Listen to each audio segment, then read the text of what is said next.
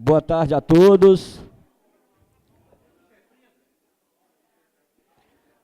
Agora a gente vai iniciar a mesa do debate sobre o desmonte da Previdência e a Seguridade Social no Brasil. Eu sou Iracélio, dirigente sindical da subsede Colatina, funcionário do Bradesco, e quem está coordenando comigo é a Andréia Bicalho, do Banco Mercantil, também da Federação. Para fazer esse debate, a gente vai convidar a Rivânia Lúcia Moura de Assis, professora da Universidade Federal do Rio Grande do Norte, pesquisadora da área de política social, com ênfase na previdência social, financiarização e crédito.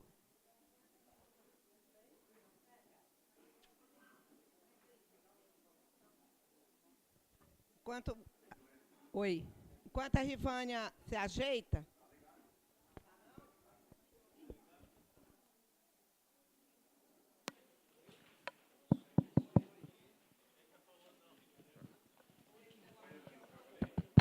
oi. É só com você, viu, Rita?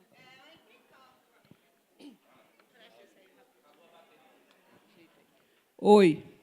É o seguinte, pessoal, olha que bacana, né? Nós temos 121 pessoas presentes à nossa conferência, sendo 78 homens e 43 mulheres. 41 pessoas do Banestes. Vai bater palma, não? –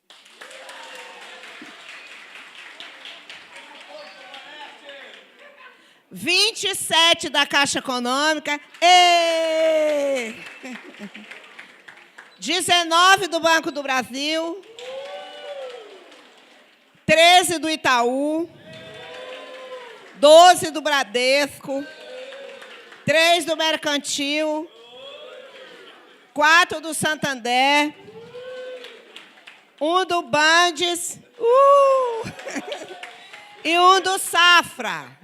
Ei! Então é isso. Parabéns para nós, né? Estamos aqui. Falei. Quero dizer que o único banco que teve paridade de gênero foi a Caixa Econômica Federal.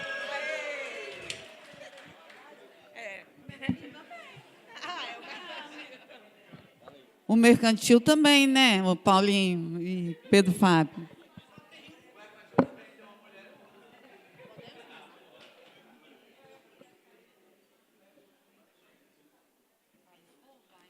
Não vou usar slide, não. Pessoal, então, boa noite. Desde ontem estou aqui, né, com vocês. Então, já acompanhei aí vários debates. Gostaria de agradecer ao sindicato pelo convite, pela confiança para fazer esse debate, trazer aqui alguns contra-argumentos dos argumentos que têm sido colocados pelo governo e pela mídia, para que a gente possa fortalecer a nossa resistência. Parabenizar pela participação aí de vocês, né? Eu que já assisti às mesas anteriores, pude perceber aí nos debates uma categoria bastante aguerrida, né? Forte. Então, para mim é uma honra estar aqui com vocês, que desde manhã tem demonstrado aí a lucidez na análise e a radicalidade na ação, né? Que é importante.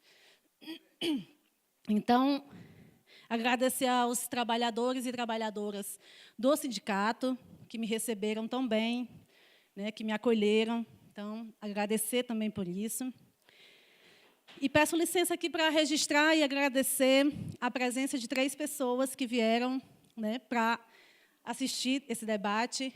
A minha querida Bernadette, que é professora aposentada da UFES. A gente faz parte do GT Nacional do Andes, de Seguridade Social. A minha querida Maria Helena, companheira de profissão. Presidente da nossa Associação Brasileira de Ensino, Pesquisa e Serviço Social. E a Viviane, né, que vai ser agora para o Nordeste, vai para o Nordeste fazer mestrado lá com a gente. Está fazendo aí um movimento inverso, o pessoal sai do Nordeste para vir, né, estudar no Sul, Sudeste. E aí a Vivi está indo para lá, uma ótima aquisição que a gente está fazendo para o nosso mestrado também. Então, para iniciar a nossa conversa aqui, dizer para vocês que foi ótimo ter assistido às mesas anteriores, que já trouxeram diversos elementos que a gente vai aqui fortalecer com a análise da Previdência Social, do significado e o lugar que a Previdência Social ocupa e ocupou historicamente no desenvolvimento econômico e social desse país, e a ameaça que sofre hoje a Previdência, consequentemente, todos os trabalhadores. Então, dizer para vocês que eu pactuo da análise de conjuntura, feita aqui de manhã, né, uma análise que deixa muito claro o lugar que nós temos hoje, que precisamos ocupar de resgate, de combatividade das nossas lutas, que deixa muito claro a impossibilidade de um governo de conciliação de classe. E aí a gente pode ter muita clareza também de que o governo Lula, em especial, os governos do PT, mas o governo Lula, em especial, foi um ótimo administrador do capital, né, fez isso com uma maestria, porque conseguiu realizar todas as reformas que estavam pendentes e em curso. Para além disso, conseguiu um amplo processo de apassivamento de classe, né, de cooptação dos movimentos, de cooptação de lideranças, inclusive, para também gerir o capital, como tem sido os fundos de pensão. Então, nesse sentido, eu pactuo da análise feita anteriormente, e, partindo dela, a gente vai trazer agora, especificamente, a questão da reforma da Previdência e do significado que tem isso para a vida dos trabalhadores e trabalhadoras desse país. De manhã, lembro que na análise feita aqui, na conjuntura, pelo New Deulix, a gente dizia assim, esperou o mensalão para sair, né, do governo. E aí, só para registrar que, no meu caso, não esperei o mensalão. Quando Lula fez a reforma da Previdência em 2003, já ficava completamente explícito de que lado estava esse governo e a quem servia esse governo. Então, por isso, em 2003, a máscara já caiu no primeiro ano de mandato do governo Lula.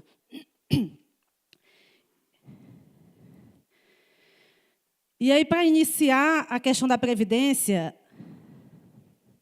uma primeira questão que a gente sempre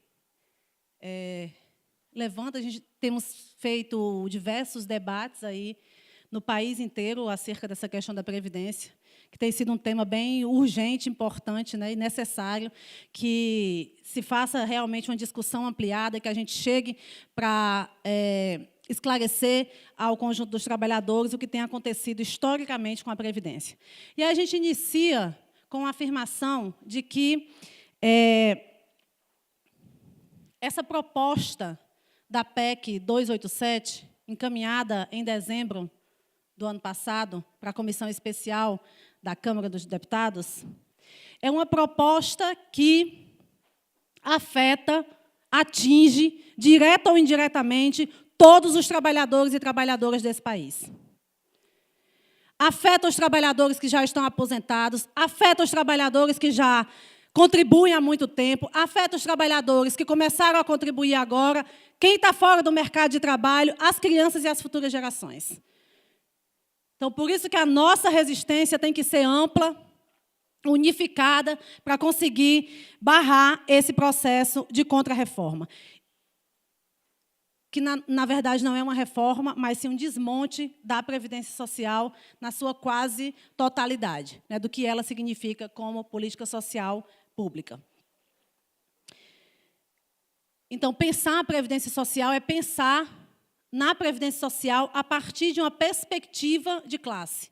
É muito comum, quando se tem encaminhado um processo de reforma, de contra-reforma da Previdência, mudanças na Previdência, mudanças nos critérios da Previdência, é muito comum que a gente passe a se perguntar o que essa reforma vai me atingir, né? E a gente tem sempre escutado muito isso. Ah, professor, eu já contribuo há tantos anos contribuo sobre tantos salários mínimos, o que essa reforma vai me afetar? Ah, professora, eu comecei, entrei agora, quantos anos eu vou ter que contribuir, quando é que eu vou conseguir me aposentar? Então, isso são coisas comuns, né, que vêm acontecendo, recorrentes, e não é um problema pensar assim. Mas a gente não pode se limitar a uma análise individual.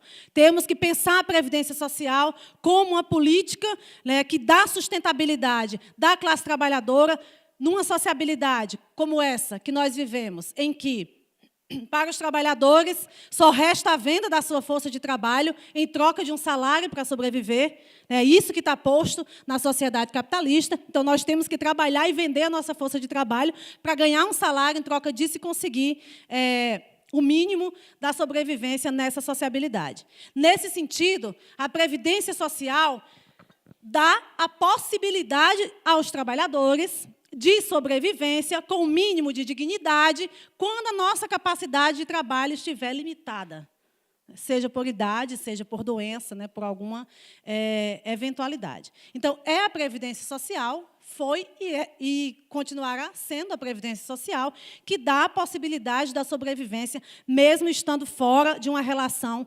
direta de trabalho. Então, por isso, ela é um problema que envolve o conjunto dos trabalhadores e trabalhadoras, né? Esse é um primeiro apontamento, é a gente pensar a Previdência como um problema da classe trabalhadora na sua totalidade, que, direta ou indiretamente, será atingida com essa proposta de desmonte da Previdência Social. Essa PEC 287, ela tem uma associação direta com as outras PECs, né, com as outras propostas na linguagem do governo, reformas. E ela tem uma relação, principalmente, com a PEC 55, com a reforma trabalhista, com a terceirização. Então, é um pacotão onde tudo isso está interligado.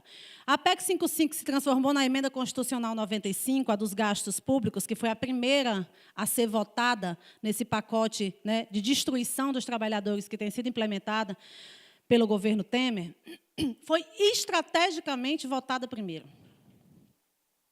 Por quê? Ela se tornou uma âncora para as outras reformas. E, logicamente, ideologicamente, era mais fácil para o governo aprovar a PEC de redução dos gastos públicos do que, por exemplo, a PEC da Previdência. Mobilizava muito menos, né? Pensar numa redução dos gastos públicos num contexto que se acirrava de denúncias de corrupção, né, de denúncias de governos que faziam o mau uso dos recursos públicos. Então, isso, ideologicamente, era muito mais fácil convencer a população da necessidade de diminuir os gastos do governo. Então, não foi à toa que ela foi a primeira a ser votada e o governo esperava que as outras fossem tão rápido como foi a dos gastos. A da Previdência já saiu do curso, né, do que o governo pensava. Quando ela foi encaminhada para a Câmara, para a Comissão Especial em dezembro, saiu a agenda, né, o calendário de votação, e, de acordo com o que o governo esperava, ela estaria aprovada em junho.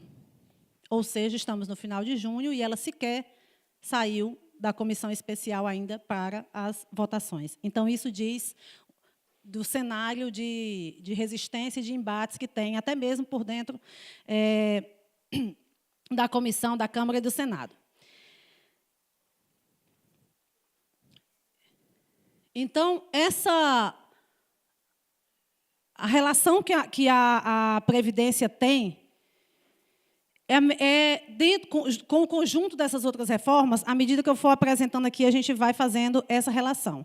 Mas gostaria também de um primeiro apontamento que vai junto com a análise que nós tivemos de manhã, que é de que esse Estado, por meio do fundo público, né, ou seja, por meio da sua arrecadação, por meio dos seus recursos, tem sido sempre a solução encontrada pelo capital para salvar as suas crises. Então, a crise é do capital.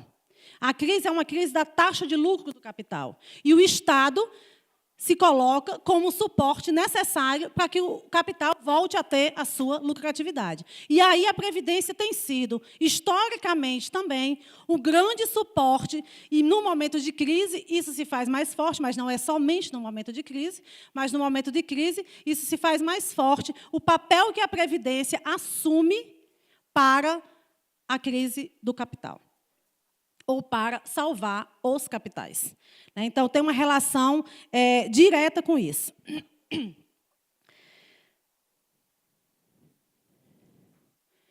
Sempre a Previdência foi dada como uma grande moeda de troca. E aí a nossa discussão é de que a reforma da Previdência, a contra-reforma da Previdência, ela é necessária não porque há déficit, rombo, impossibilidade de continuidade da Previdência como ela está.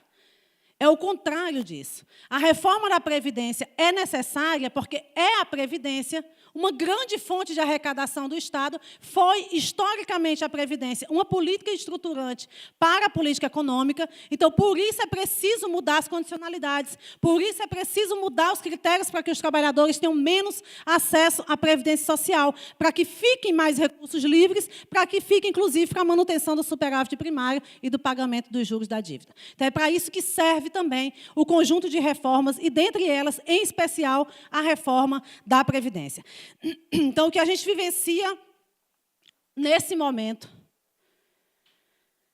é um aprofundamento dessa política econômica que foi adotada, pelo menos nos últimos 20 anos, que é a política econômica de manutenção do superávit primário. Então, o Brasil deu, no início, na década de 90 ainda, garantia para os organismos financeiros internacionais de que ia manter uma política econômica de superávit primário. E essa exigência tem recaído principalmente sobre os direitos dos trabalhadores, que é de lá que se forma o superávit primário, que é de lá que se forma, já antes da arrecadação, uma sobra de caixa, onde o governo dá como garantia a educação, onde o governo dá como garantia a diminuição dos gastos com a saúde, onde o governo dá como garantia a reforma da Previdência, onde o governo dá como garantia a reforma trabalhista. Então, é daí que sai o superávit primário. Então, a gente vive um aprofundamento dessa política econômica que massacra os trabalhadores, tendo em vista a formação desse superávit primário, que nada mais é do que a garantia para os credores da dívida pública. E não é à toa o crescimento estrondoso, assombroso da nossa dívida pública nos últimos 10 anos. É por conta da manutenção assegurada desse superávit primário, associada ao aumento das taxas de juros.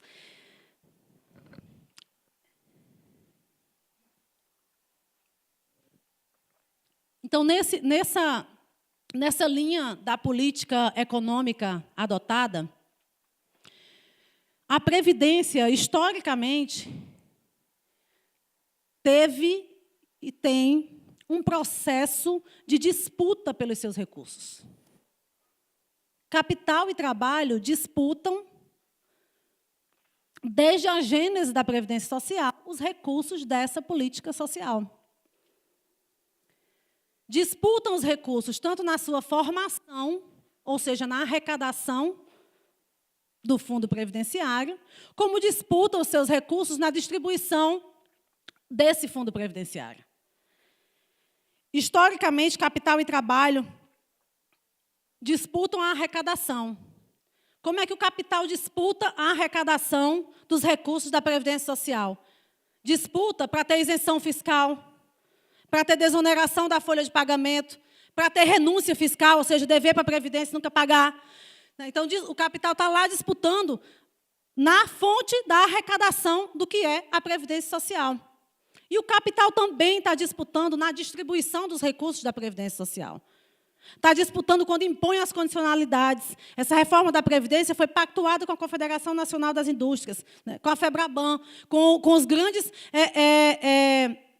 investidores desse país. Foi com eles que o governo sentou para pactuar a reforma da Previdência, para dizer que tipo de reforma da Previdência precisaria ser implementada. Então, o capital também disputa os recursos da Previdência na sua distribuição, ou seja, a ampliação, por exemplo, das previdências privadas. Só foi possível porque houve uma diminuição da Previdência Pública com as reformas anteriores.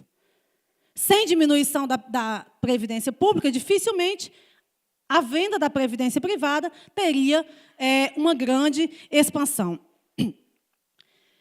Da década de 30 até a década de 90, pelo menos, o capital disputou os recursos da Previdência Social, principalmente a fatia do capital industrial. A partir da década de 90, é o capital financeiro, em especial, que disputa a maior fatia dos recursos da Previdência Social. Passo a explicar rapidamente isso, só para a gente entender o jogo que existe por dentro dos recursos e do orçamento da própria Previdência Social. A partir de 30, quando a Previdência, principalmente, passa a ser a Previdência Pública, né, do regime geral, né, dos institutos, e depois toda essa questão, a Previdência se torna imediatamente uma grande fonte de arrecadação. Imediatamente. Por quê? Se a gente pensar na gênese da Previdência Social, a partir do momento que ela é criada, ela vai passar por um período que vai ter muito mais arrecadação do que gasto. Porque pensemos que nós vamos passar a nos filiarmos a uma Previdência hoje, todo mundo. Nós só vamos precisar dela no grosso do que é a Previdência, no pesado que são as aposentadorias, o que gasta, né, para onde vai a maior parte dos recursos, daqui a 15, 20, 30 anos. Os outros benefícios são eventuais, né? Auxílio maternidade, né, acidente de trabalho. Então, tem um peso menor na distribuição dos recursos da Previdência. Então, durante um longo período, o Estado só arrecadou.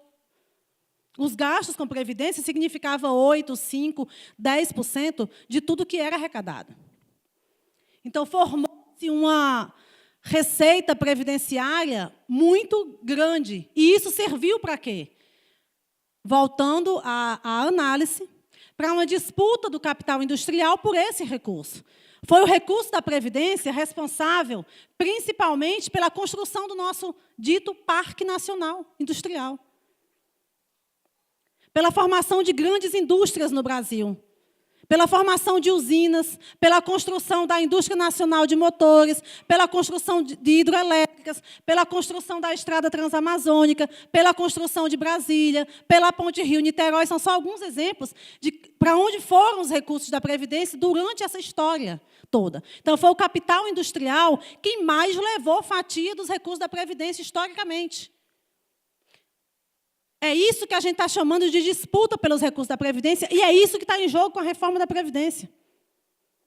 É quem vai ganhar a maior fatia desse recurso, que é um recurso certo, porque o dinheiro da arrecadação dos trabalhadores é compulsória, é retirado mensalmente sem que a gente pegue no dinheiro, né? Então, ela é uma arrecadação compulsória, então é um fundo que necessariamente tem uma arrecadação certa e líquida, né?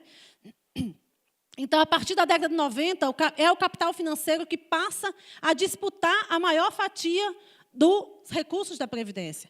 Se, historicamente, o capital industrial levou grande parte dos recursos, a partir da década de 90, foi o capital financeiro, porque começou com a reforma de 98, do regime geral de previdência, que estabeleceu o teto, né, que estabeleceu o fator previdenciário, que estabeleceu uma série de critérios que fez com que a previdência social fosse reduzida, com que os benefícios da previdência social fossem reduzidos.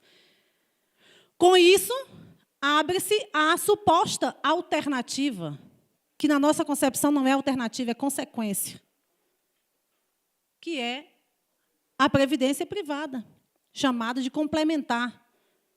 Previdência via os fundos de pensão ouvir as previdências que os bancos também oferecem individualmente para os trabalhadores. Então, se amplia por conta dessa desestruturação, desmonte da Previdência Pública. É dessa forma que o capital financeiro disputa os recursos da Previdência atualmente. E é dessa forma que o capital financeiro internacional e nacional diz que tem que ser feita a reforma. Porque esse dinheiro é certo, vai para os fundos de investimento, vai voltar para os banqueiros, vai voltar para os bancos, e é o dinheiro que a gente tem que ter.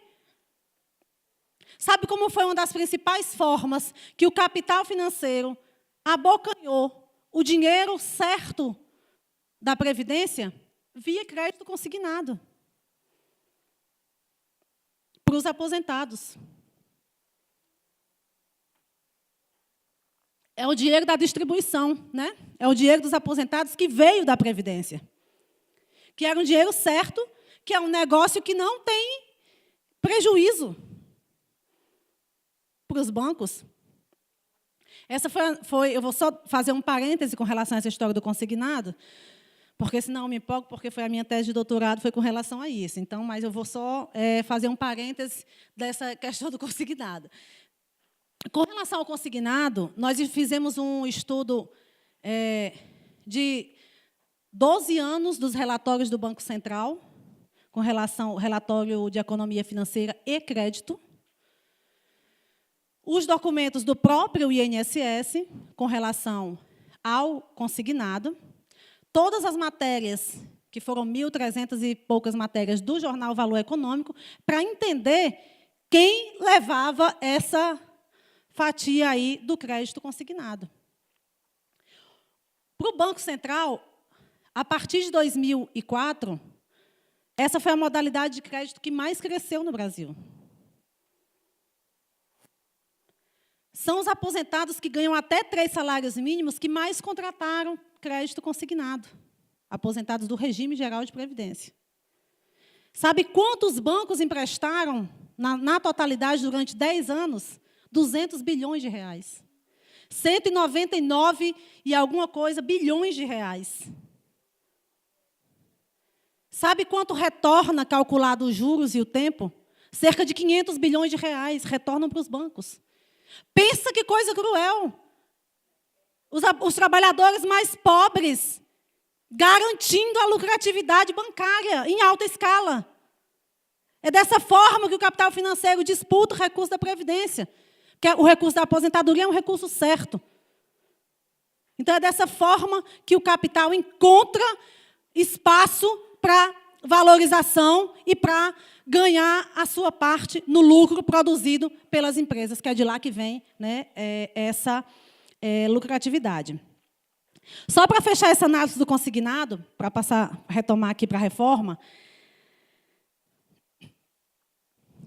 encontrei... E aí vai da análise do significado dos governos do PT e do significado que o crédito, na tese tem uma parte disso, que o crédito adquiriu nos governos do PT, e vocês sofrem certamente com essa realidade, com as metas que têm que cumprir, né, que cada vez cresce mais e oprime os trabalhadores do setor bancário, certamente. O primeiro relatório que eu analisei, que foi o de 2003, a expansão do crédito a partir do governo Lula se deu por uma indicação do Banco Mundial. O Banco Mundial elaborou, em 2003, um documento chamado Brasil, Acesso aos Serviços Financeiros. E identificou que, no Brasil, o acesso dos trabalhadores ao serviço financeiro ainda era muito reduzido. O acesso dos trabalhadores ao crédito ainda era muito reduzido. Apenas 43% da população investigada pelo Banco Mundial no Brasil possuía, naquela época, conta bancária.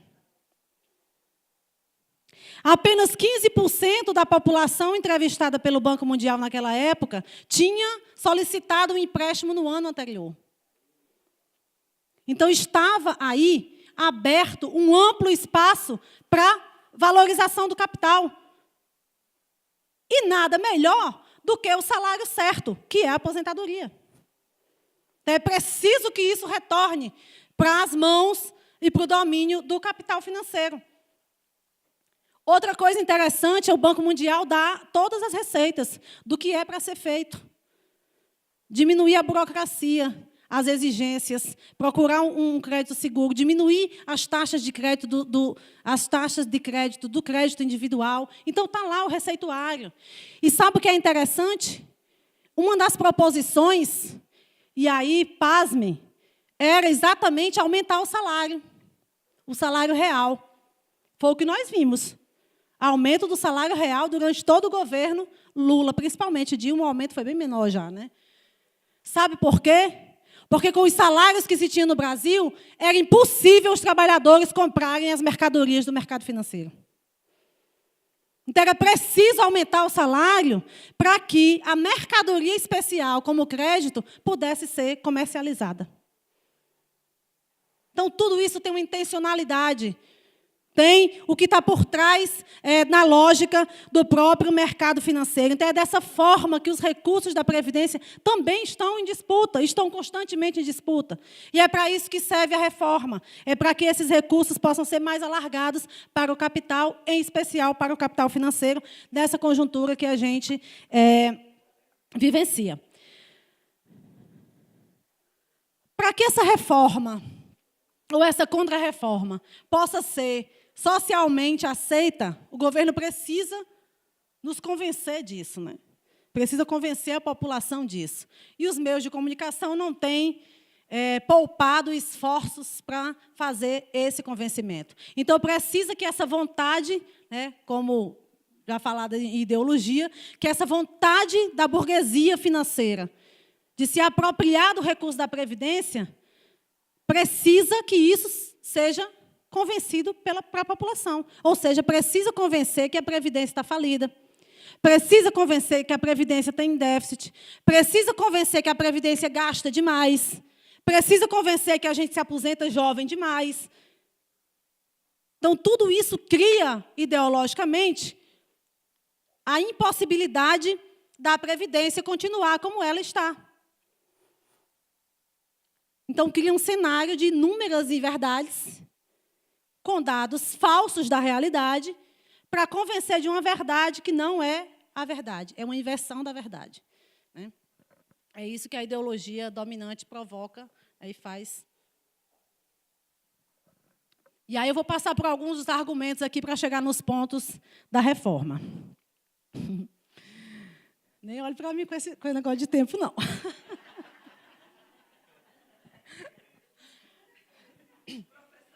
Daqui a pouco tem festa, eu sei. Nós vamos ter só um pouquinho de paciência aí. Vou desfazer aqui com dados da Organização Internacional do Trabalho, da Anfip, do Banco Central, do DIEESE, do próprio INSS, alguns argumentos que o governo tem colocado aí na mídia com relação à Previdência Social. O primeiro argumento é o argumento do déficit previdenciário. Muito a gente já escutou e a gente tem certeza, né, de que o déficit ele não é real. O déficit, e aí a gente encontra, né, também muita gente que passa a perguntar, professora, mas como é que o governo vai mentir tanto? Tem que ter um rombo, tem que ter um déficit, tem que vir de algum lugar. Vem de um lugar. Né? O que o governo faz é uma metodologia errada, propositalmente, para comprovar o déficit. É isso que o governo faz. Por quê? A Previdência faz parte de um sistema de seguridade social. A partir da Constituição de 88, ao ser criada a Seguridade Social, ingressou na Seguridade Social Previdência, Saúde e Assistência. Mas essa mesma Constituição disse de onde viriam os recursos da Seguridade Social. Criou tributos específicos para a Seguridade Social, para a sustentabilidade da Seguridade Social, para a sustentabilidade da saúde, da assistência e da Previdência Social. Então, criou um fundo da Seguridade Social, que até então não existia. Nós temos hoje no Brasil, no âmbito do fundo público, 3 fundos. Né? O Fundo da Seguridade Social, um fundo fiscal e o fundo das empresas estatais. Então, são 3 fundos que compõem o fundo público brasileiro. No Fundo da Seguridade Social, foram criadas diversas contribuições que são específicas da Seguridade Social. Então, está dentro do Fundo da Seguridade Social as contribuições diretas, essa que retira do nosso salário mensalmente, né, e o que os patrões, o que as empresas pagam sobre a folha de salário, essas são contribuições diretas e específicas da Previdência Social. Tá? Dentro do Fundo da Seguridade Social também, existem as contribuições indiretas de tributos que foram criados para essas 3 políticas. COFINS, né, contribuição social sobre o lucro líquido, as loterias, né, as exportações, PIS. Então, tudo isso tem uma cota. COFINS e contribuição social sobre o lucro líquido é específica da Seguridade. E as demais receitas têm cota específica para a Seguridade. Então, essas são contribuições indiretas, que o conjunto da sociedade paga para a Seguridade Social. O que é que o governo faz para apresentar o déficit? Apresenta como receita só as receitas diretas. E, ao fazer a conta das receitas diretas, do que os trabalhadores pagam e do que os empregadores pagam, o governo diz que e das despesas, o governo diz que fica comprovado que existe um déficit e que esse déficit será crescente na Previdência Social. Os auditores fiscais da Receita, que anualmente fazem a auditoria nas contas da Seguridade Social, comprova que não há o déficit. A Seguridade Social é superavitária, porque esses recursos aqui, indiretos, são partilhados com as 3 políticas da Seguridade Social. Com saúde, com assistência e com previdência. E o sistema é superavitário. A comprovação maior de que o sistema é superavitário é de que esses recursos indiretos, que compõem o Fundo da Seguridade Social, com base nesses recursos, o governo aprovou, né, já aí há algum tempo, não é uma medida do ano passado, a desvinculação de receitas da União, a DRU, que até abril do ano passado significava 20% do orçamento da Seguridade Social.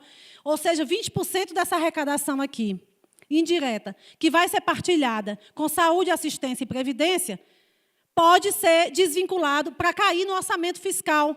Cair no orçamento fiscal, leia-se pagar juros de dívida. A partir de abril do ano passado, passou a ser 30% até 2023. 30% desse orçamento da Seguridade Social significa mais do que todo o gasto com saúde e assistência social juntos. Mais do que o governo gasta com saúde e assistência social. Com saúde, o governo gasta do recurso da Seguridade Social 14,9%. Com assistência social, incluindo o Bolsa Família, 10,3%. Se tirar o Bolsa Família, não chega nem a 6%. E desvincula desse recurso para pagar juros da dívida, 30% desse recurso. Então, só aí, e desse recurso partilhado, a Previdência usa 13,9%. Ou seja, não tem rombo, não tem déficit, e o que a Previdência usa do recurso partilhado da Seguridade Social não causa um rombo na Seguridade Social, nem nos cofres públicos. O que é que o governo diz? A Previdência Social tem déficit, está precisando tirar recurso do Tesouro Nacional para completar a Previdência Social, e o Tesouro Nacional não pode mais fazer isso. É mentira. O movimento do orçamento público tem sido inverso. Tirado da Seguridade Social para pagar juros da dívida. É o contrário. O que é que eles precisam? Aumentar essa margem de 30%. Quanto menos se gastar com saúde, com assistência e com previdência, melhor. Olha a PEC dos gastos. É para isso. Para aumentar a margem do superávit primário gerado na Seguridade Social. É para isso que serve. É para isso que serviu, e é para isso que serve, e é para isso que a reforma da Previdência tem sido tensionada. Então, esse argumento do déficit da Previdência é um argumento não verídico, é um argumento de manipulação de dados do orçamento da Seguridade Social. Um outro argumento que a gente escuta muito, tem sido divulgado, é o argumento de que o Brasil gasta muito com previdência social, que o gasto com previdência social é o maior gasto público.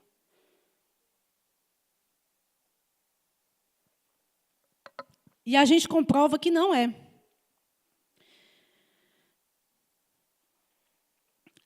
A Previdência, dados de 2015, esse, tá? Mas em 2016 a mudança foi muito pequena. A Previdência Social gasta 7,5% do PIB com Previdência Social. Do orçamento público, cerca de 20% a 22% de todo o orçamento público vai para a Previdência Social, enquanto 45% do orçamento público vai para a dívida pública. Qual é o maior gasto? Não é a Previdência. Mexer na Previdência é importante porque vai cair nas costas do trabalhador. Mexer com a dívida pública seria mexer com o capital financeiro nacional e internacional, né? Então, por isso que é preciso justificar que a Previdência é o maior gasto do Estado. O Brasil tem um dos menores gastos com Previdência do mundo. Só fica acima do México e do Chile. Porque o México tem uma situação de trabalho de informalidade para a qual nós estamos caminhando, que é muito brusca. Então, o gasto com Previdência lá é mínimo. E no Chile, porque a Previdência já foi, há mais de 15 anos, praticamente privatizada. Então, nós só estamos acima desses dois índices. De todos os outros, nós gastamos menos. E aí, quando é usado os outros países como referência, não se usa essa referência. Quando vale para o governo usar os países europeus, que têm uma qualidade de vida, uma condição de trabalho, mesmo já desestruturada, muito diferente da nossa, é usado como parâmetro. E nesse dado, o governo esquece que, em Portugal, se gasta, por exemplo, 13% do PIB com Previdência, que na Itália se gasta 16% do PIB com Previdência, que na Espanha se gasta 14% do PIB com Previdência. Então, nesse momento, esses dados não servem para o Estado. Outro argumento para fortalecer a nossa luta é o argumento de que a Previdência Social no Brasil é muito generosa, porque nós, brasileiros e brasileiras, nos aposentamos muito jovens, com muita condição ainda de trabalho. Esse dado é da Organização Internacional do Trabalho, que comprova que 80%, não é pouca coisa, 80% dos trabalhadores e trabalhadoras que se aposentam no Brasil se aposentam bem depois de terem cumprido as condicionalidades. Por quê? Porque, fruto das reformas anteriores, as pessoas têm que ficar trabalhando para ver se aumenta um pouco a aposentadoria.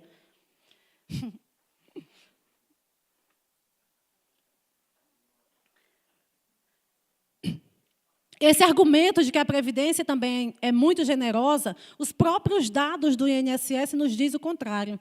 Nos diz que nós temos uma Previdência Social mínima, já minimizada. De 2015, dados de 2000... Deixa eu não aqui, não. Mas eu sei de cabeça. Os dados de 2015... que teve uma diminuição da quantidade de benefícios e do valor dos benefícios concedidos em 2014, teve uma diminuição em 2015, então não se teve um aumento de gasto da Previdência nesses anos. E está no Anuário Estatístico do INSS, que todos os anos mostra todos os benefícios que foi gasto e quanto foi gasto com cada benefício. Me diz que 92% dos benefícios pagos pelo INSS, 92%, tem uma média de até 5 salários mínimos. Então, não estou falando numa previdência de privilégios. Estou falando numa previdência mínima já. Estou falando numa previdência que já foi reduzida. O que essa PEC faz agora? Já com a previdência reduzida com a reforma de 98, com a Previdência dos Servidores Públicos reduzida com a reforma do Lula em 2003, a PEC traz como proposta a unificação dos critérios para todos os trabalhadores. servidores públicos, trabalhadores do Estado, trabalhadores de empresas privadas, trabalhadores rurais, trabalhadores urbanos, homens e mulheres. Engloba todos esses segmentos da classe trabalhadora num único pacotão de reforma ou de contra-reforma. Ao passo que o governo faz isso, nos dá também muita munição, né, para a guerra. Porque nós temos a condição de unificar também esses segmentos na luta e na resistência a essa contra-reforma. Né? De unificar na mesma luta trabalhadores do serviço público e trabalhadores das empresas privadas, trabalhadores urbanos, trabalhadores rurais, trabalhadoras e trabalhadores. Então, a nossa resistência tem que ser à altura do pacote de maldades que o governo implementa. Eu passo aqui rapidamente para alguns dos critérios, só pontuar para chegar numa outra análise.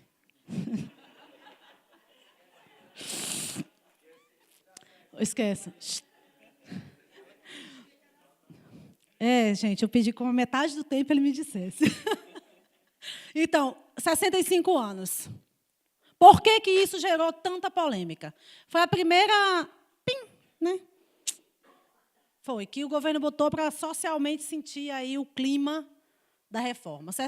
Idade mínima de 65 anos. Isso gerou inúmeras críticas, insatisfações, né, com relação a isso. Por quê?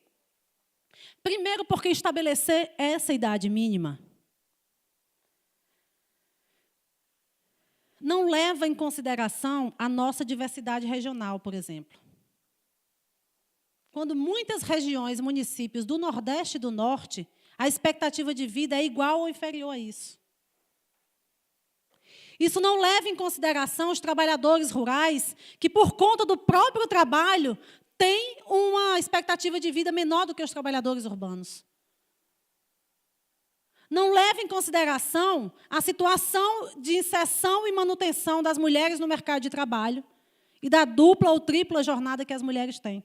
Como se as mesmas condições, como se as condições do mercado de trabalho fossem iguais para homens e mulheres. Então, desconsidera todas essas questões e traz como argumento o quê? Vários países já estabeleceram idade mínima. Nós temos também que estabelecer uma idade mínima. De fato, se você olhar, há uma tabela de todos os países que têm implementado reforma, têm estabelecido idade mínima. Qual é a diferença dessa proposta nefasta que nós temos? A diferença é que os países, por exemplo, que eles usam como referência, europeus, que estabeleceram idade mínima, estabeleceram uma idade mínima muito distante, pelo menos com um prazo de 18, 20 anos de diferença da idade mínima para a expectativa de vida. O que não é o nosso caso. Menos de 10 anos significa a diferença da idade mínima para a nossa expectativa de vida, para a média, que não significa que as pessoas vão atingir essa média. Então, isso gerou muita insatisfação, por quê? Porque significava que muita gente não vai ter mais acesso à Previdência, que muita gente vai contribuir sobre 30, 20 anos e não vai ter nenhum benefício da Previdência Social até lá, não vai poder sobreviver e ter dignidade na velhice pela Previdência Social, vai ter que morrer trabalhando. Por isso que muita gente chamava já a PEC da morte. Né?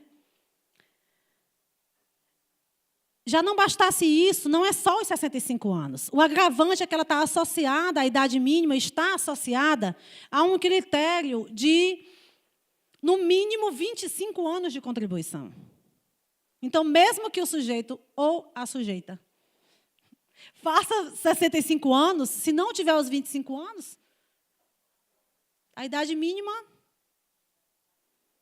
não se viu mais não, pode ir. E outra coisa é que na própria PEC está lá, textual. A cada ano que mudar a expectativa de vida pelo IBGE, muda 1 ano da idade mínima. Ou seja, aquele negócio que você nunca alcança. Né? Aquele obstáculo que está lá na frente, você corre, corre, corre, quando está chegando, aí afasta. É bonitinho com criança se arrastando, né? A gente acha criança lá se arrastando, a gente bota uma bola na frente, chegou, empurra mais um pouquinho para a pessoa se arrastar mais. Mas vai fazer isso com 65 anos e 25, 40 anos de contribuição, 40 anos de trabalho? Ou seja, é um sistema cruel, que significa, de fato, dizer que muita gente não vai ter mais acesso à Previdência. Então, a propaganda do governo, reformar agora para garantir no futuro, é mentira. Garantir para quem? Para nós aqui não é, né? Para os bancos que vão vender aí muita previdência privada. Então, esse é um ponto importante. Outro ponto importante, e esse não tem sido muito divulgado, até porque parece difícil de entender, mas eu gostaria de dizer aqui, para que a gente possa fortalecer também nossos argumentos, é o cálculo da aposentadoria. Esse tem uma mudança cruel. Atualmente, o cálculo da aposentadoria começa tendo por base 70% das médias das maiores contribuições. 70%. Mais 1% a cada ano de contribuição. Ou seja, para ter 100% da média, eu tenho que ter contribuído durante 30 anos. Né? Eu teria 100% da média das minhas contribuições. De 94 para cá, as maiores. O que muda no cálculo da aposentadoria? Essa base deixa de ser 70% e passa a ser 51%. 51%. Isso vai ter uma diminuição drástica no valor das aposentadorias. 51%, mas o texto inicial era 1% por cada ano de contribuição, o que significava trabalhar 49 anos, sem perder nem um mês de contribuição, né, para completar os 100 da média. O que é que o substitutivo da PEC trouxe? 1,5% dos anos que passaram dos 25 anos de contribuição, o que leva a ter que fazer a média 40 anos de contribuição. Ou seja, pouco mudou. Que o próprio Henrique Meirelles já disse que esse substitutivo não interfere muito na reforma. Então, nós não podemos nos iludir também com essa questão do substitutivo. É só uma gotinha, um pedacinho de gelo na água quente, que não faz diferença nem muda a essência de nada. Então, isso muda drasticamente o valor das aposentadorias. Pensão por morte, né, que aí todo mundo já sabe, deixa de ser vitalícia, que já foi no governo Dilma, isso foi aprovado em 30 de dezembro de 2015. A regra tem lá uma tabela, vai depender da idade que a pessoa ficou viúva ou viúva para ter direito à pensão e a quantos anos de pensão. Não vou dizer aqui para não tomar muito tempo, mas depois a gente pode ver isso no debate. E passa a ser 50% do valor, mais 10% por cada dependente. Então, é um também benefício que tem uma mudança drástica e que ninguém tem mais integralidade na questão da pensão. A regra de transição, que cai para nós aqui, em geral, acho que todos nós, que ainda não estamos aposentados, que mudou com o substitutivo, que é todos os trabalhadores que ingressaram antes da reforma, pagam um pedágio de 30% do que falta para se aposentar. Certo? Então, acrescenta aí o tempo. Depois a gente pode explicar também isso aí com calma. E aí eu queria gastar um tempinho aqui para falar de um dos pontos que me causa mais indignação, que é a questão dos trabalhadores rurais. Os trabalhadores rurais foram inseridos na Previdência, em 88, com a Constituição, foram inseridos no regime geral de Previdência Social. Não existe o regime dos trabalhadores rurais e um regime dos trabalhadores urbanos.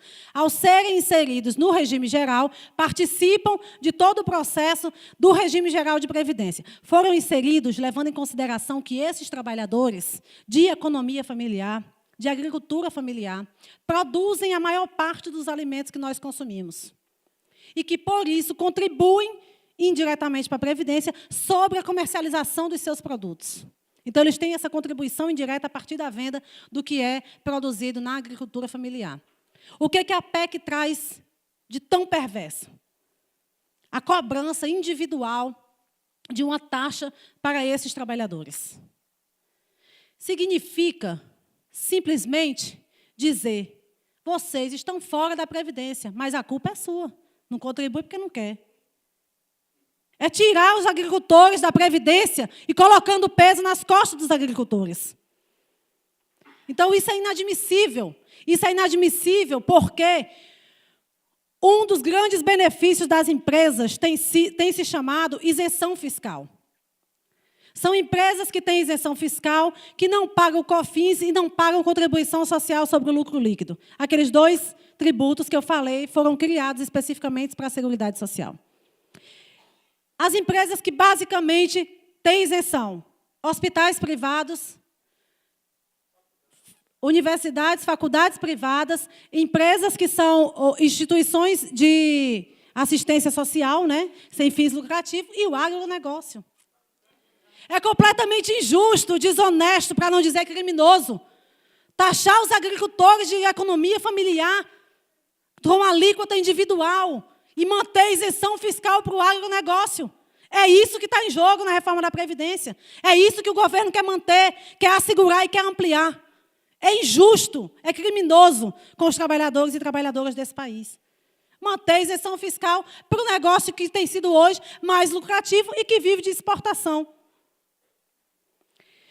Então, esse sistema que não dá para passar e que a gente tem que realmente fazer aí uma grande força-tarefa no enfrentamento a essa reforma da Previdência. Então, essa PEC 287, ela não impacta somente na Previdência, porque ela está interligada às outras políticas também. Certamente vai impactar na saúde, porque os trabalhadores, ao terem essas novas condicionalidades, vão trabalhar adoecidos, para não perderem a condição de se aposentar no futuro. Impacta na saúde também, porque a própria PEC acaba com as atividades de risco e com as doenças do trabalho, quando essas davam direito a uma aposentadoria especial.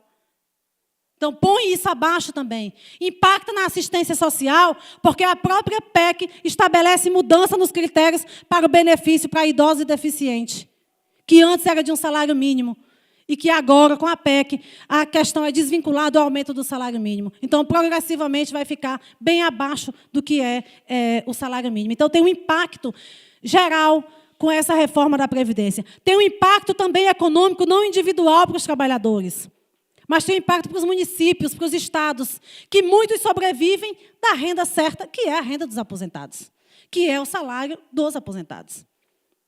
70% dos municípios brasileiros têm os benefícios da Previdência, têm as aposentadorias como a principal fonte de renda local. Então, isso tem um impacto muito grande. Isso é um desastre social na sua totalidade. Isso é uma falta de vida e de dignidade para os idosos na sua velhice. Então, a Previdência, ela tem uma importância, ela teve uma importância econômica, ela tem uma importância econômica, e é isso que está em jogo também com a reforma da Previdência. Com essa reforma, nós podemos, já estou quase finalizando, traçar 3 cenários, né? Nós podemos traçar aqui 3 cenários. O primeiro, se essa PEC for aprovada, é de um enorme contingente de trabalhadores e trabalhadoras que não terão acesso à Previdência, que vão contribuir durante muitos anos, mas não chegam a gozar dos benefícios da Previdência Social. Um outro cenário que se agrava se essa PEC for aprovada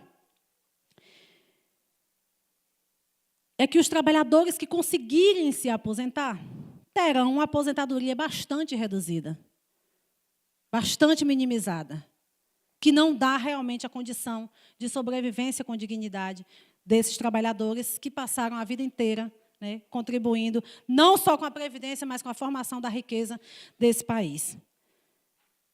O terceiro cenário é, mediante essas situações, uma expansão dos seguros privados de previdência para os trabalhadores que puderem comprar essa nova mercadoria, que, na verdade, não é previdência. É vendido como previdência porque é mais fácil vender como previdência. Mas é um fundo de investimento mantido às custas da contribuição dos trabalhadores, que pode dar certo, mas pode dar errado, que vai depender das aplicações financeiras que fizer, que vai depender se a empresa da qual ela comprou a ação é lucrativa ou não. E tem uma lógica mais perversa. É um fundo de investimento mantido com parte do nosso salário para explorar novos trabalhadores. Porque de onde vem o lucro? Da exploração do trabalho. Então, se um fundo de pensão, por exemplo, está apostando na lucratividade de uma empresa, está apostando que aquela empresa vai explorar mais os trabalhadores, vai aumentar a produtividade do trabalho para conseguir uma maior lucratividade, para ter um retorno do fundo de pensão. Então, eu estou mantendo o fundo de investimento com parte do meu salário na expectativa da geração de lucro. É um sistema completamente perverso, que não é necessidade nossa, é necessidade eminentemente do capital e do capital financeiro. Então, esse cenário que se forma também com essas questões. E aí, nós estivemos em uma sessão da Câmara, do Senado, na CPI da Previdência, em qual nós fomos chamados no dia 8 de maio para discutir essa questão fiscal, né, da Previdência Social. E lá, a professora Denise Gentil apresentou alguns dados que demonstram que não existiu déficit, não existe nem existirá no futuro. Que as projeções que o governo faz são erradas. Não existe um aumento populacional sempre crescente. Chega o tempo que a curva é decrescente. A projeção que o governo faz do PIB é mínima para 2060, para daqui até 2060. Então, você não tem perspectiva de crescimento nenhum, você não tem perspectiva de mercado de trabalho, você não tem perspectiva de nada, só de desgraça, de desastre. É isso que está previsto. Então, a associação que essa PEC tem com a reforma trabalhista é porque uma das grandes fontes de sustentabilidade, de financiamento da Previdência, vem de onde? Dos trabalhadores. Então, frente ao envelhecimento populacional, a longevidade da população, de ter o direito de viver mais e viver mais com qualidade, o que uma política econômica tem como responsabilidade? Criação de emprego, de formalidade. Isso garante recurso para a Previdência. É o contrário do que a gente viu com a reforma trabalhista. É o contrário. É precarização, é terceirização, é informalidade, é salários mínimos onde o trabalhador sequer vai ter condições de contribuir pensando no futuro. Então, é o contrário do que a Previdência precisaria para garantir uma projeção de acordo com a necessidade da Previdência e dos trabalhadores. Então, a gente vivencia um cenário de desestruturação total dos direitos do trabalho. Desestruturação total da perspectiva futura de se ter previdência, de se ter trabalho. E a gente está mediante essa conjuntura, esperando o quê acontecer? A projeção é para 2060. Não é para daqui a 2 anos, 3. Não é para a eleição de 2018, não, como algumas pessoas pensam. Que em 2018 tudo muda. Então, a gente precisa ter muita clareza do que está em jogo aqui, com essas questões, com essa situação que se apresenta. E nós não temos outra alternativa. Não temos certeza, hoje, que a nossa vitória vai ser amanhã. Mas temos a certeza que vamos continuar na luta. Essa certeza nós temos que ter. Essa certeza de que não nos resta outra alternativa. Não temos mais outra saída. Negociação não nos serve. Pacto de classe não nos serve. Governo de coalizão não nos serve. Temos que ir para a luta, para o enfrentamento, conquistar outras pessoas, fazer unidade nas bandeiras que foram possíveis fazer. Mas, sinceramente, não é fazer a unidade para pensar na eleição de 2018. É fazer a unidade para garantir direito das classes trabalhadoras. É fazer a unidade para pensar no projeto de nação. Porque a unidade, para ir para a rua, botar Lula 2018, essa unidade não nos serve. Temos que pensar na unidade do enfrentamento, agora, coletivo, contra todo esse desmonte que tem sido operado pelos direitos dos trabalhadores e a classe trabalhadora na sua totalidade e na perspectiva de um projeto futuro. É aí que nós temos que começar a pensar na nossa programática de unidade. É aí que nós temos que pensar onde nós podemos atuar e que perspectiva nós teremos. Devemos ter uma certeza. Não sejamos covardes. Não é esse o futuro que nós queremos deixar para as próximas gerações. Um futuro em que não temos escola, não temos saúde, não temos previdência, não temos trabalho. Certamente não é esse que nós queremos. Então, nós não estamos lutando só por nós, estamos lutando pelas todas as outras gerações que virão e que deverão ter o direito de viver com o mínimo de dignidade enquanto trabalhadores. Porque nessa sociabilidade, nós só temos essa condição, viver com o mínimo de dignidade.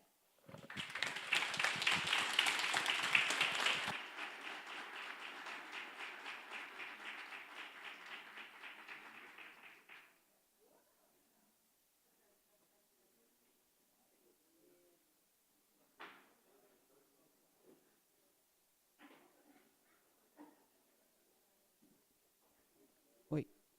Oi. Ei, tá falando?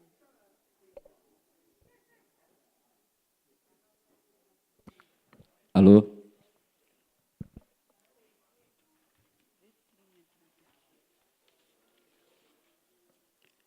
A gente agora vai começar as inscrições e 3 minutos, né, para cada fala.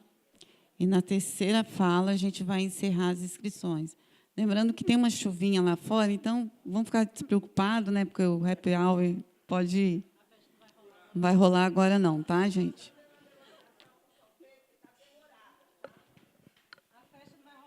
Então, o pessoal pode trazer os crachás. E o primeiro crachá aqui é do Valério.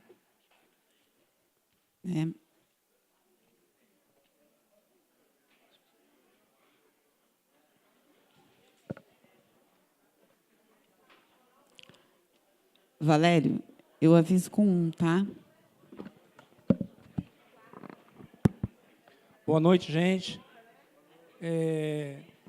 Depois dessa brilhante explanação, bem colocada, bem explicitada, o quanto a gente está... Não dá para falar a palavra aqui, né? Mas o quanto a gente está ferrado, vamos dizer assim. Parabenizar também a mesa por ter 2 mulheres, né?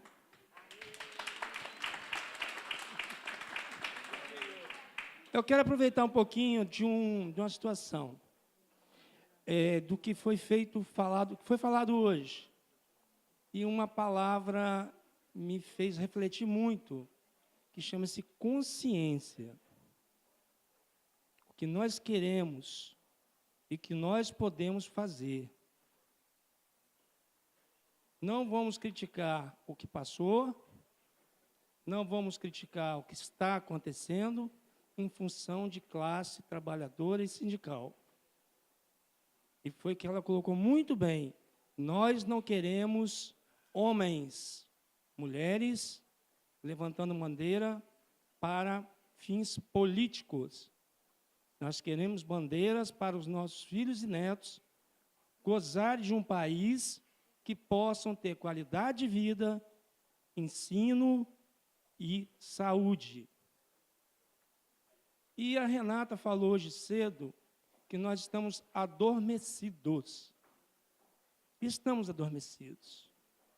Por muitas vezes que vemos aqui, é sempre as mesmas pessoinhas. As pessoas, algumas 3, 4 mais jovens que vêm. E quando nós voltamos para nossas agências, nada disso aqui é disseminado. Nada disso aqui é mostrado. A responsabilidade... 1 minuto. E as consequências que virão pela frente. Só existe uma forma, não existe outra. A fórmula para destruir o que foi construído, que foi muito bem arquitetado por esses vermes que aí estão, conseguirem incutir na cabeça do trabalhador rural, que é favor que o Estado faz para eles, e nós estamos perdendo nossa força de trabalho e de lutar. Então, gente, consciência, nós temos que partir, não é ficar aqui mais. Nós temos que ir para Brasília, nós temos que invadir o Senado, nós temos que mostrar à mídia. A Rede Globo, sabe por que a Rede Globo está batendo no Michel? Porque aconteceu a mesma coisa no governo Valério. Dilma e Lula, está devendo ao BNDES. E precisa do dinheiro para pagar os funcionários, senão ela fecha, ela quebra. Entendeu? Por isso que a Globo está batendo no Temer. E roubar, olha, gente, pensa bem, um ladrão roubar dos trabalhadores R$ 1,90 no empréstimo consignado, esposo de Gleice Hoffmann. Pensa bem, além de você ser destruído com essa coisa toda, o cara ainda articula uma forma de roubar dos pobres coitados. Então, gente, foi o que o doutor falou. A greve é uma conscientização de qualidade de direito que nós temos que passar para as pessoas, porque nós estamos fazendo greve. A nossa greve é para conscientizar aquilo que nós estamos perdendo e queremos ganhar. Muito obrigado.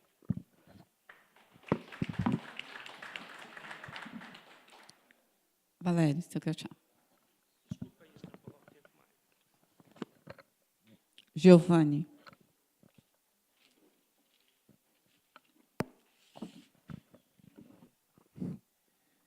Conversando algum tempo atrás com o doutor André, que é um dos sócios do escritório que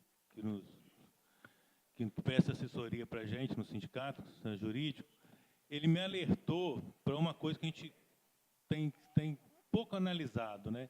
Que é essa fórmula de cálculo nova do benefício. Porque essa reforma é tão... Eu não vou...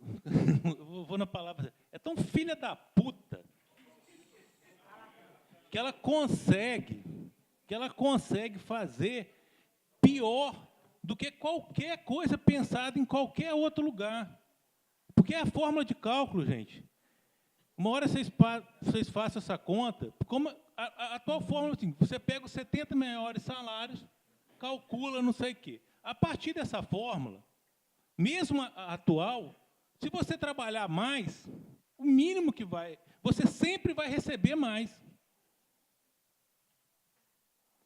Por essa fórmula atual, a pessoa pode trabalhar mais, contribuir com mais e receber menos.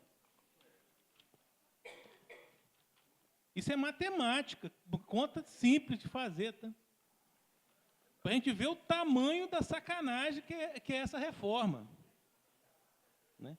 É uma reforma feita para, como disse a professora, como disse todo mundo que está aqui, como todo mundo que a gente ouve, o único objetivo dela é retirar dinheiro do sistema de previdência social e transferir para o sistema financeiro. Não tem outra explicação para ela. Mas tudo que foi falado aqui hoje, gente, não só isso, leva a gente a, mais uma vez, bater naquela tecla que a gente deixou adormecer, né? Se deixa quieto. A gente não tem solução dentro desse modo de produção. Ou a gente toma coragem e, como diz o nosso coordenador geral, vai para a peixeira,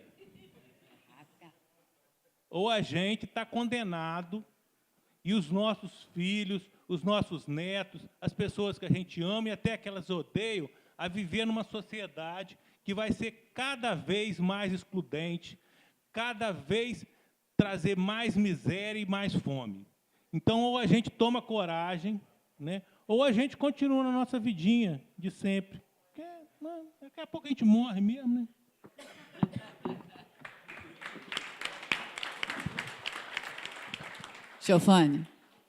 Giovanni, seu crachá.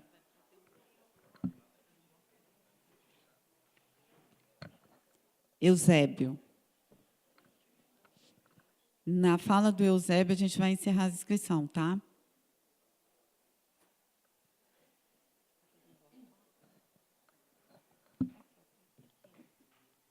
Gente, eu vou pedir desculpas aí, porque na minha fala anterior eu não consegui me expressar, mas agora vai ser fácil, vocês vão entender. é porque o assunto é pertinente, eu acho que está alinhado diretamente. No dia 2 de outubro de 2000, e nós estamos em 2017, 16, 2015, eu escorreguei dentro do banheiro, destruí a patela, a rótula, o joelhinho, ou assim, desse tamanhozinho assim.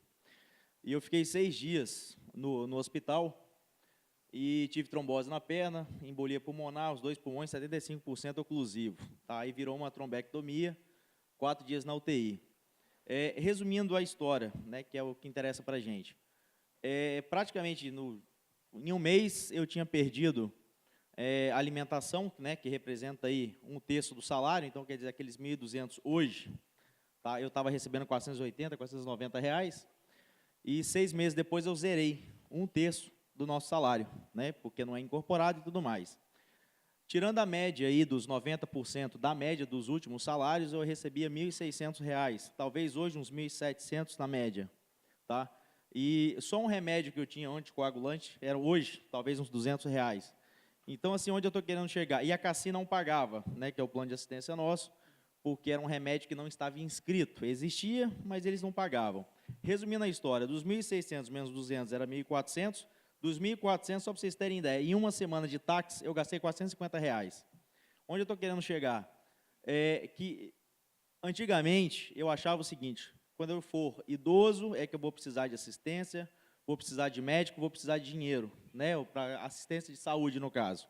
Isso não funciona assim, e eu queria deixar bem claro para vocês, porque erro médico existe, plano de saúde eu tenho 2, e eu não tive um competente. E depois da cirurgia de 20 dias, a cirurgia ficou mal feita ainda do joelho, era mal feita e eles assumiram, eu tinha que fazer uma nova, mas tinha um risco de morte por causa da embolia pulmonar e a trombose. Resumindo a história que eu quero chegar, a gente precisa incorporar esse 1/3 de alimentação no salário e brigar muito por isso, tá? Porque escorregar num lugar que está molhado, qualquer um pode acontecer, e depois vocês não vão ter essa ajuda do 1/3 de salário.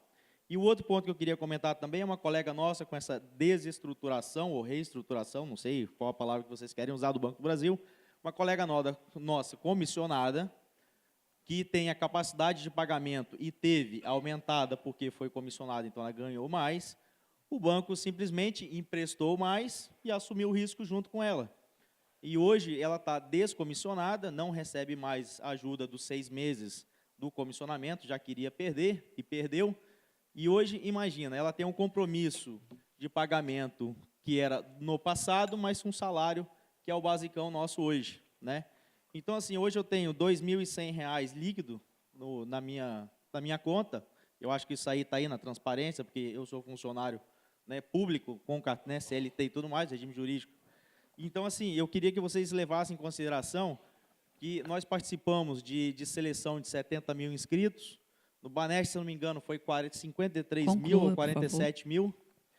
E a gente, hoje, não é bem visto, e simplesmente por empresas terceirizadas querendo assumir essa área nossa, né, que vão gerar votos e não simplesmente defender a empresa pública do que é público, que nem nós. Então, nós temos que valorizar, sim, e tentar incorporar esse 1/3 de alimentação no nosso salário urgente, porque isso que aconteceu comigo. E outra coisa, eu gasto R$ 700 por mês para trabalhar desde dezembro, na Pio 12, porque eu moro em Vila Velha, atravesso a segunda ponte, gasto R$ 300 de estacionamento em Vitória. Isso pode acontecer com qualquer um, eu espero que nunca aconteça com vocês. E hoje eu consegui voltar agora para a Glória, dentro de 15 dias eu vou estar lá. Então eu vou reduzir aí R$ 500 por mês de despesa. Tá? Fica aí a dica para vocês. Gente, brigadão.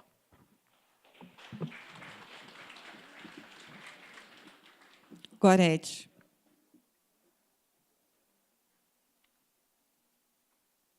As inscrições estão encerradas, tá? Boa noite. Primeiro, agradecer e parabenizar a professora pela contribuição. E é sempre importante, né, que a academia, né, se aprofunda nesses temas da vida do povo, da vida dos trabalhadores, né? Então, obrigada por isso. E, assim, quando você falava da previdência privada, eu fiquei pensando que nós vivemos uma contradição, nós bancários, né? Porque você está lá no banco e tem que cumprir meta para vender Brasilprev, Caixa qual é o da Caixa, que eu não sei, Banesprev, por aí vai, né? Então, é uma contradição isso, e a gente ouvindo aqui, a gente fica mais angustiado. Esta é uma coisa. A outra contradição é que nós, que temos fundo de pensão, o fundo de pensão, uma das coisas que ele sobrevive, e ontem eu vi uma apresentação da Previ, uma coisa que ajudou a gente a superar o déficit foi os juros dos títulos da dívida pública. Então, aquilo que nos paga, a mim, por exemplo, que sou aposentada, é aquilo que explora o povo brasileiro e que é a disputa do capital. Esta é outra grande contradição. E a gestão, né, essa coisa do fundo privado aí, que a gente vende isso. A outra coisa que a gente dizia, que nos nossos fundos de pensão, nós elegemos, e o patrocinador indica metade, nós elegemos a outra metade. Pelo menos é assim na Previ, né? Então, a governança, nós estamos tomando conta daquilo que é nosso. Porque mesmo, ontem o presidente da Previ dizia isso, mesmo que eu seja indicado pelo banco, eu estou tomando conta de uma coisa que me diz respeito. Aí a gente falava do outro PL que está lá, para botar gente do mercado para tomar conta dos nossos fundos.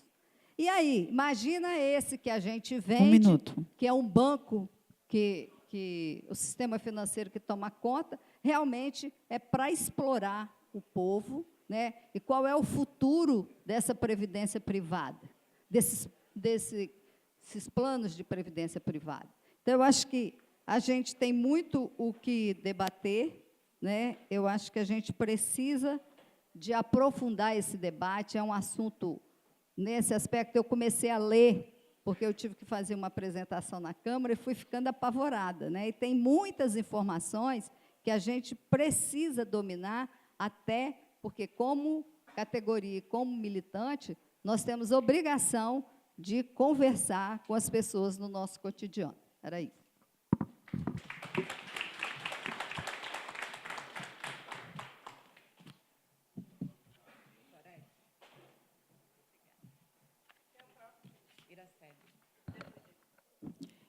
Derek.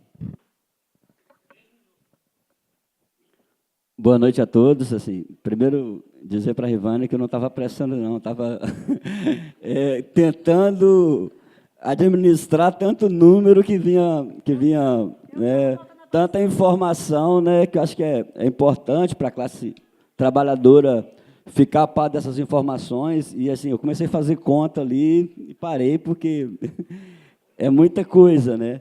Eu acho a questão até de dizer, né, de que forma as PECs estão sendo colocadas, né, propositalmente, né, para que a classe não perceba o quanto ela está sendo dizimada, né, e assim, algumas coisas que são ditas, no caso de algumas regiões do Brasil, que alguns, né, só vão aposentar depois de mortos, né, e a gente fica só dizendo isso, mas esquece, né, que eles pagaram por nada, né?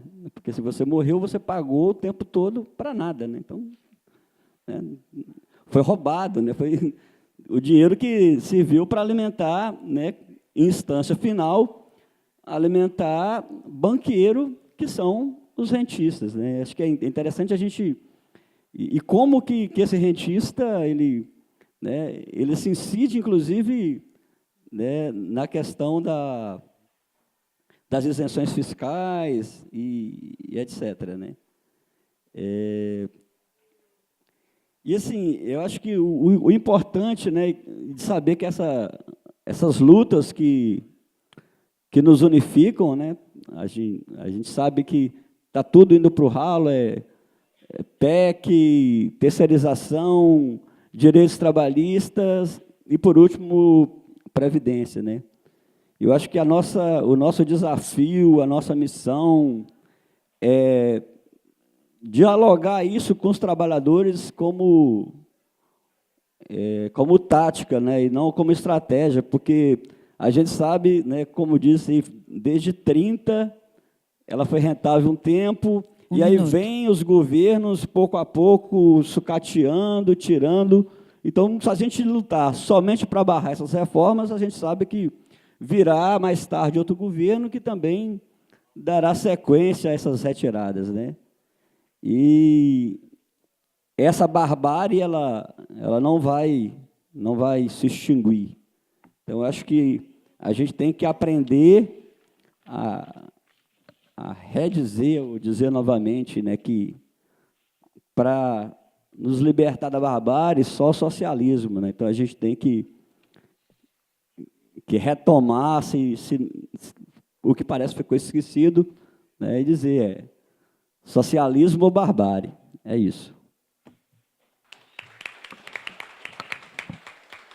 Nós fizemos uma confusão aqui na mesa. A fala agora é da Rita e logo em seguida é o Derek. Tá bom, Derek? Desculpa aí.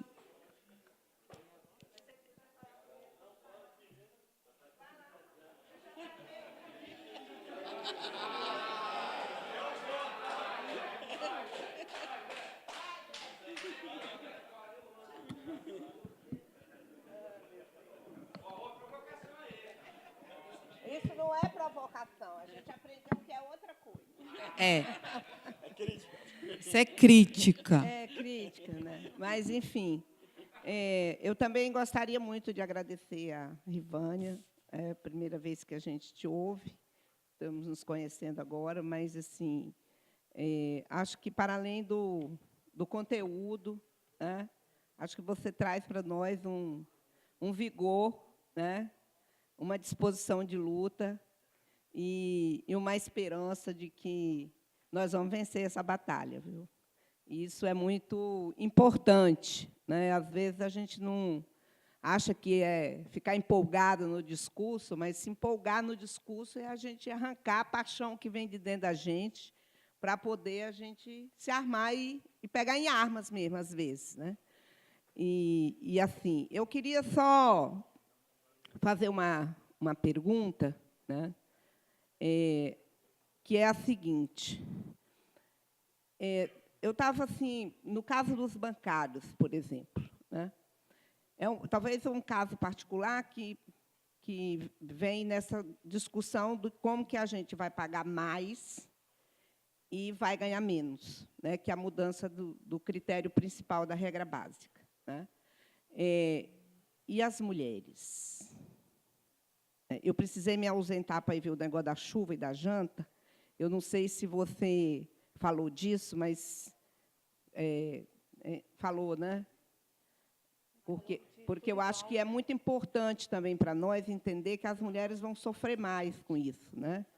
Porque são as pensionistas, viúvas, né, e rurais, tudo isso, né, tem a ver com também essa precarização, né, com as mulheres, né?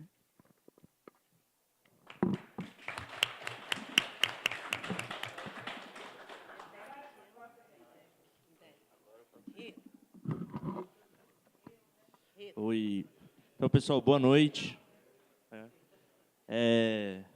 Também gostaria de parabenizar a professora Rivânia. Acho que tanto a mesa da manhã como a mesa da noite demonstram o que é a importância de vocês ter pessoas com compromisso de classe, né, dentro da universidade, que é uma trincheira avançada da classe dominante. Então, assim, acho que é importante sempre a gente valorizar isso nos nossos espaços de discussão. Queria começar a minha fala trazendo um elemento importante, que é um pouco do que constitui a gente, inclusive, enquanto sindicato, enquanto classe trabalhadora. Logo no início da nossa organização sindical, lá em plena Revolução Industrial, a primeira forma de organização que a gente estabeleceu foram as caixas de ajuda-mútua, né? Foi o primeiro modelo assim, de organização, uma coisa próxima ao que seria o sindicato. E para que servia essa caixa de ajuda-mútua? Para quando um companheiro adoecesse ou se acidentasse no trabalho, ele tivesse possibilidade de continuar mantendo o sustento da sua família em casa. Então, isso mostra para a gente o quanto é caro para nós essa questão da Previdência Social. Porque ela também está na gênese da nossa construção enquanto classe trabalhadora. né? E eles querem simplesmente, né, acabar com a nossa possibilidade de exercer esses direitos que são básicos para nós trabalhadores. Isso traz para nós e remonta a necessidade da gente se opor a essas reformas, mas de forma mais firme, rígida. A Rita trouxe aqui a possibilidade das armas. Ela vai ter que ser uma necessidade em breve. Ainda não é o momento. Mas tem questões básicas que são necessárias da gente levar para frente. Temos que voltar a ser perigosos. 1 minuto, Derek. Lembro da manifestação de Brasília.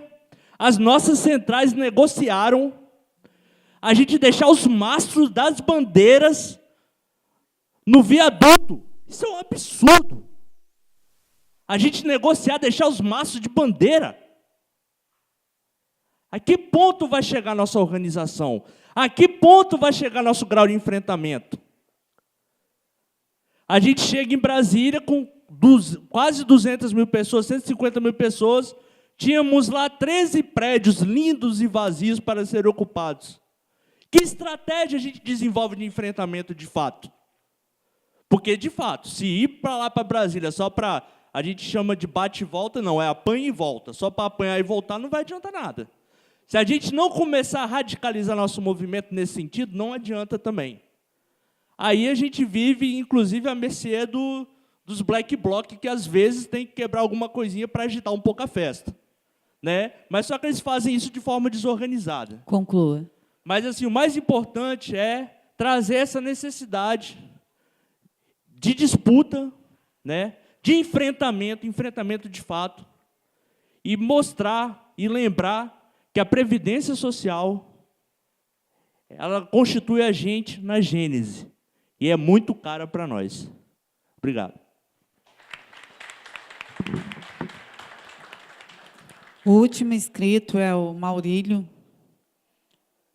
E antes que a Revânia fale, depois o Iraceli, ele tem 2 avisos para passar para o plenário. Bom, boa tarde a todos que ainda estão aqui com a gente, né?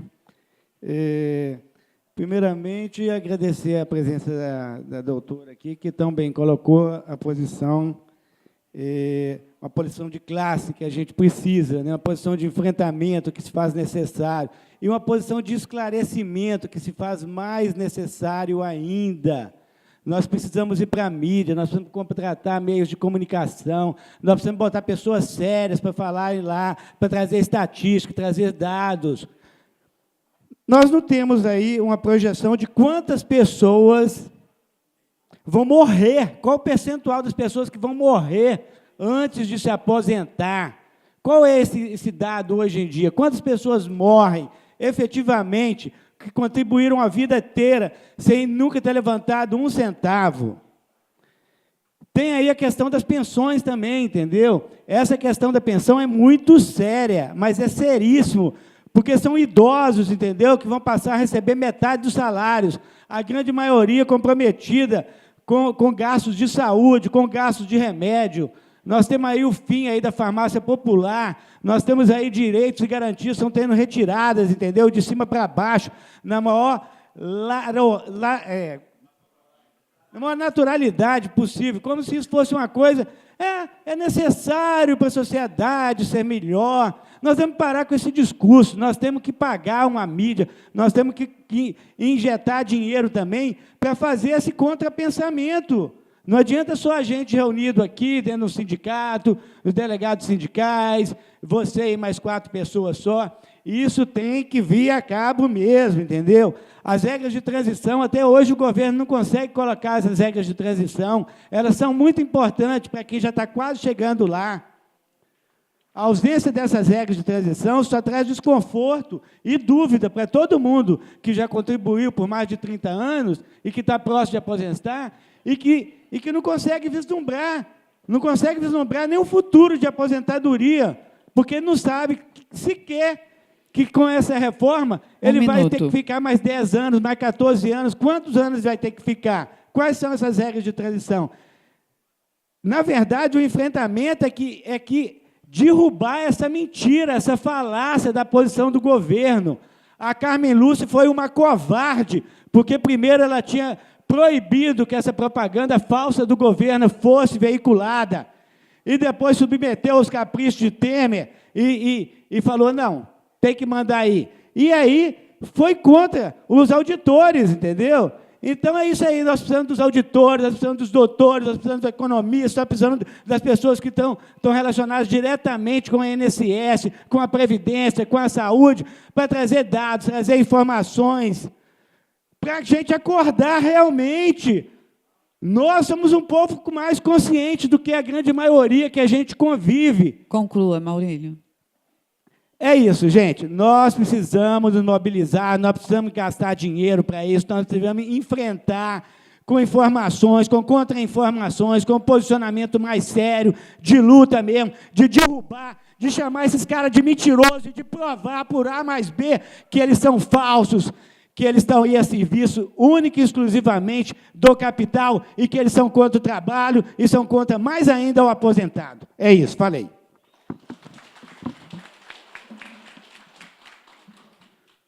Antes da Rivânia iniciar a fala, lembrar o pessoal do Banco do Brasil, a Gorete pediu que ficasse no recinto por mais uns 5 minutos, e lembrar também a turma do Cursão de Revoluções para ficar aqui também.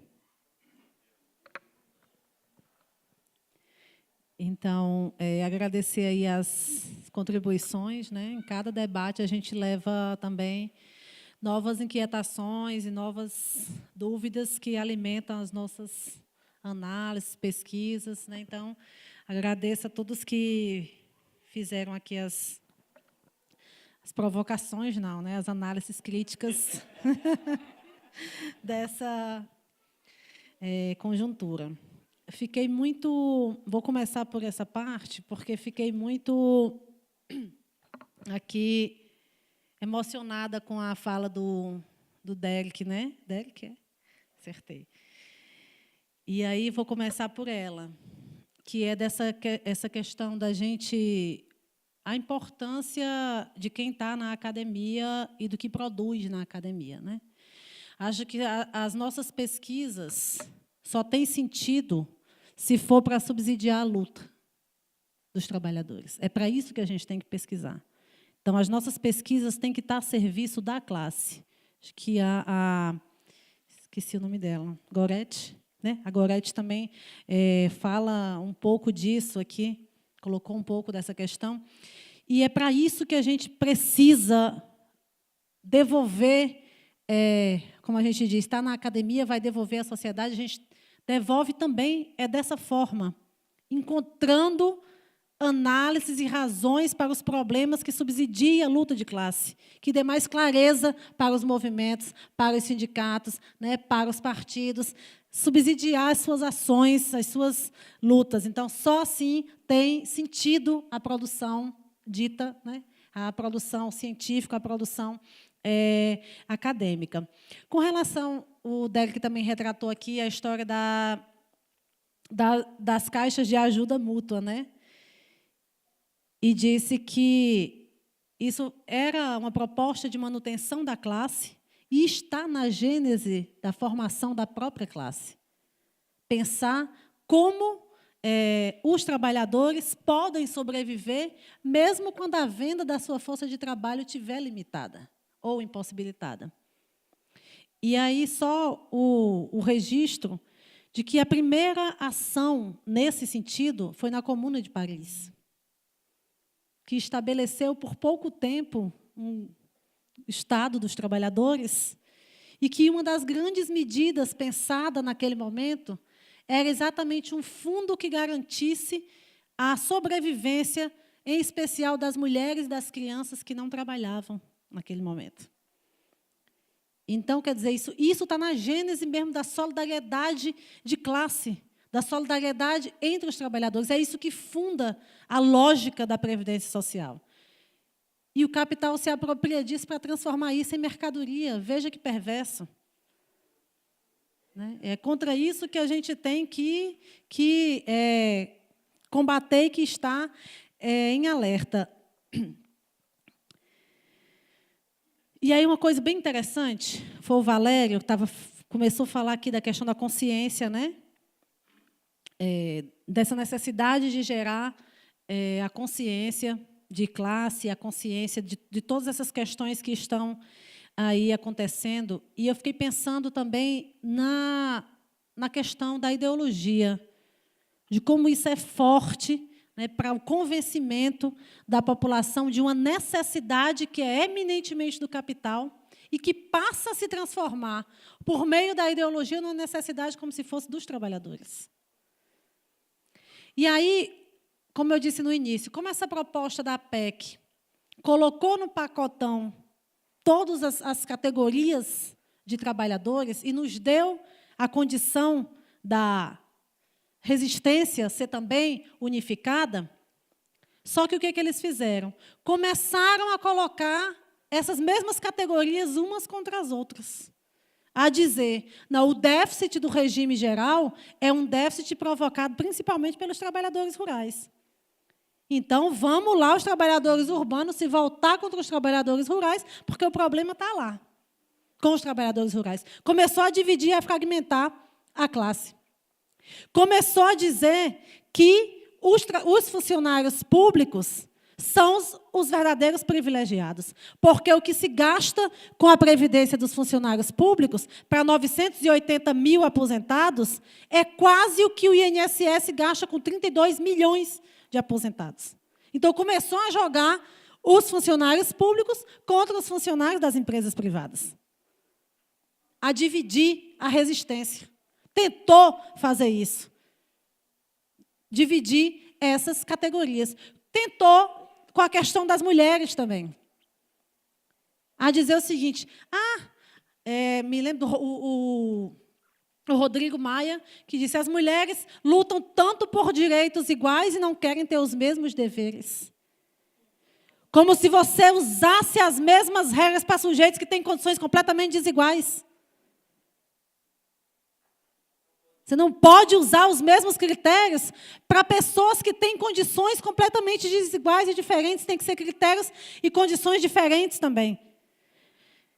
E aí que a gente precisa fortalecer a luta nesse sentido da unidade entre essas categorias de trabalhadores, compreendendo que todas essas categorias serão prejudicadas e que eles não vão conseguir nos convencer do contrário. Só para finalizar, algumas questões que...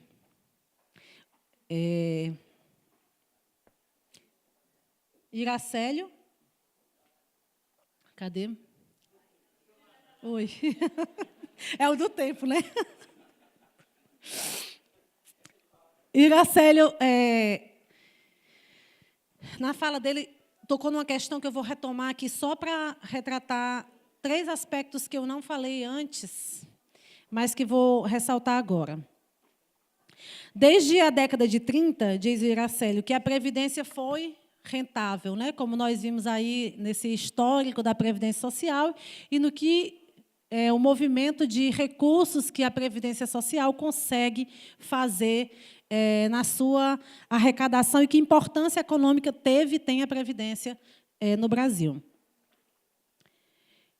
Com menos de 15 anos de criação da Previdência, já se começa a falar numa possibilidade de crise da Previdência. Final da década de 40, de 1940. Já se começa a... Porque as requisições dos trabalhadores começaram a aumentar, mas não significava nem 10% do que era gasto, do que era arrecadado. Por que ali já se começava a falar numa possível crise na Previdência? Porque o superávit nunca existiu, de fato. Ele sempre foi utilizado. E era, desde a sua gênese, esse o acordo. De que o Estado reconheceria o direito dos trabalhadores no momento da requisição, mesmo que o dinheiro não ia ficar lá parado, não era uma poupança que você está lá botando debaixo do colchão e no dia que você quiser, você vai lá e tira. Mas existia um acordo de solidariedade na questão do regime de repartição, de que o direito seria reconhecido.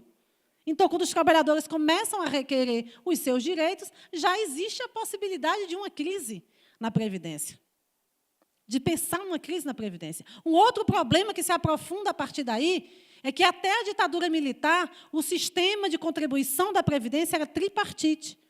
Os empregadores pagam sobre a folha de salário, os trabalhadores um percentual a partir do seu salário, e o Estado também tinha a coparticipação. Quando se começa a pensar numa crise na Previdência, se descobre que, além do Estado utilizar os recursos com o discurso do desenvolvimento econômico do país, o Estado também não repassava a sua coparticipação. Era um movimento articulado. Então, não dá para chegar agora e achar que toda a desgraça da Previdência foi nos últimos 10, 15, 20 anos. Tem um histórico. Essa política existe há quase 100 anos e, durante todo esse tempo, foi utilizado para acúmulo de capital. Então, não tem como a bomba estourar agora nas nossas costas, quando a gente sabe que tem todo esse processo que está por trás da Previdência Social. Não dá para analisar isso separado do que foi e do que é e do que representa a Previdência Social.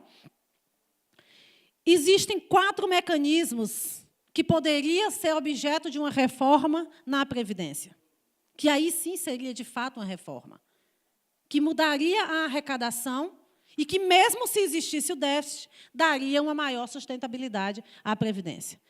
Uma delas se chama desoneração da folha de pagamento, que foi uma medida tomada a partir de 2005, que mudou a forma de contribuição das empresas para a Previdência. Os empregadores, alguns setores da economia estratégica, isso muda também em diversas conjunturas, por exemplo, na Copa do Mundo, foram as empreiteiras que tiveram maior isenção, desoneração. Muda a forma de contribuição das empresas. As empresas, até então, pagavam 20% sobre a folha de salário. Com a desoneração, as empresas passaram a pagar 1 a 2% do seu faturamento bruto. Isso rendeu inúmeros bilhões que deixaram de ser arrecadados para a Previdência. Por exemplo, em 2015, só a desoneração da folha de pagamento foi de 25 bilhões de reais. Então, isso poderia estar num projeto de reforma da Previdência. Rever as desonerações, os setores que são desonerados e o valor que consta dessa desoneração. Um outro mecanismo que se chama isenção fiscal, que eu já falei, os segmentos que hoje têm isenção fiscal, poderia ser objeto de uma reforma. Poderia rever num projeto de reforma progressiva no âmbito da Previdência Social. Um outro mecanismo se chama renúncia fiscal. O que é renúncia fiscal? São empresas que devem há muitos anos para a Previdência e não pagam e não são cobradas. Bancos, Caixa e Banco do Brasil também. Mas os bancos privados todos devem para a Previdência e não são cobrados dos seus débitos. Isso poderia ser objeto. E o que o Estado alega? A Receita Federal não dá conta, pelo número de auditores que tem, de fazer essa cobrança. Mas cobra que a gente faça. E sabe o que é proposta? Colocar para os bancos privados fazerem a cobrança. Nunca! De onde que um banco que está devendo vai cobrar de você mesmo? É dizer que essa cobrança é fictícia. Não existe. Então, isso seria objeto de uma reforma da Previdência. Isso poderia ser objeto de uma reforma da Previdência Social e a desvinculação de receitas da União, que aí mexe com toda a Seguridade Social. Esses são pontos importantes para se pensar numa reforma, de fato, na Previdência Social. E aí, o que se tem? Benefício do capital e uma contra-reforma que só faz retirar dos trabalhadores, impor condicionalidades que os trabalhadores não vão atingir, não vão conseguir alcançar esse benefício da Previdência Social.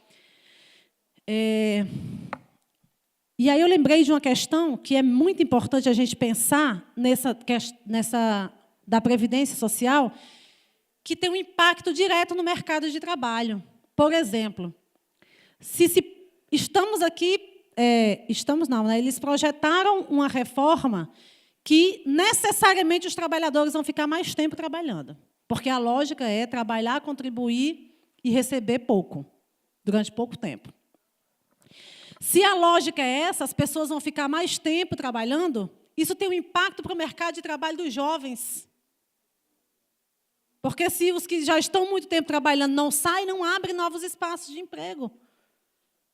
Então, isso também tem um impacto para a abertura de novos espaços de trabalho. Tem um impacto para os jovens que nem vão conseguir entrar no mercado de trabalho e conseguir ter a possibilidade de contribuição e de perspectiva de previdência. Então, isso também está interligado. Né? Isso também tem uma questão. Com relação das mulheres, além dessa, o único ponto que mudou, foi 3 anos, que passou de 65 para 62. O resto, todas as condicionalidades são iguais. Os 25 anos, a questão do cálculo. Alguém falou aqui do cálculo, e eu queria só terminar com isso, retomar. Giovanni, trabalhar mais, receber menos, o cálculo, né? Essa questão do cálculo da aposentadoria é muito séria. É muito séria. Vai ser um valor muito pequeno que vai ser recebido. Porque a média das contribuições, pela regra atual, ela é a média das 80 maiores contribuições, a partir de 94. Com a PEC, a média são de todas as contribuições a partir de 94. Não é mais a média das maiores. Todas. Além de ser todas, a base de cálculo é 51% dessa média. Vejam lá. No que se transformou a aposentadoria? No auxílio mínimo. Mínimo, uma política completamente compensatória, minimizada, precária. É isso que está se transformando a Previdência. Então, não tem futuro nenhum a garantir com essa reforma da Previdência. E, para terminar, dia 30, mais um dia de grande mobilização nacional, mais um dia em que precisamos parar os setores econômicos estratégicos. Tem gente aí apostando que vai ser fraca, mas não vai ser fraca, não. Vai ser um grande dia de mobilização que nós estamos chamando aí de mais uma greve geral. Nós temos que apostar nisso, temos que apostar nos trabalhadores na rua, temos que apostar na mobilização, porque nesses espaços nós também conquistamos novas pessoas. Né? E a luta contra as reformas tem conquistado muita gente, tem levado para ruas pessoas que banalizavam os movimentos sociais, que banalizavam o povo nas ruas, e agora está se juntando, e a gente precisa valorizar isso. Então, greve geral, dia 30, não vamos desistir da luta, não vamos parar, quem tem que recuar é o governo e não os trabalhadores.